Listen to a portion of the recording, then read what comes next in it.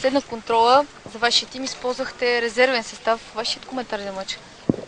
Добре, искахме да видим всички момчета. Полезно и за някои да играят 90 минути, защото не са играли по 90 минути. Днеска победихме 2-1, така исках да видя и новите момчета, дето дойдоха на пробида. Така че като цяло съм доволен от победата. Играта не беше на нужното ниво. Първи оценки за хората, които са на проби?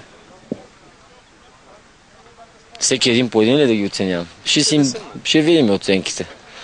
Добре, всички дават каквото могат. Ще преценявам. Колко време ще различно? Един ден, друг два, друг може седмица. Ще преценявам. От който се отказах? От никой не сме се отказали. Всички са тук. Гърнчов си е наш юноша в отбора. Така. Тези от новите играха предимно в защита и може би е нормално да няма достатъчно синхрон помежду им, но въпреки това притеснява ли ви някои грешки, които допуснаха в дефензивен план? Да, това нормално е да няма синхрон. За първи път не се и познава даже. Така че не може да очакваме никакъв синхрон. Тук се гледат вече детайли от играта, как подхождат в определени ситуации, а не синхрона. Видяхме какво трябва.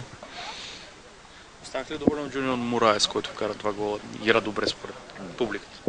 Да, доволен съм. Той си работи с нас цял месец вече. Днеска игра 90 минути преди 2 седмици. Сега пак 90 минути. Беше много важно да остане 90 минути на тренер, за да придобие игрови ритъм.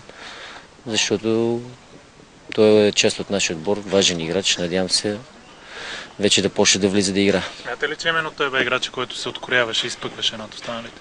То се видя. Кога ще може да го използвате? Имате ли информация?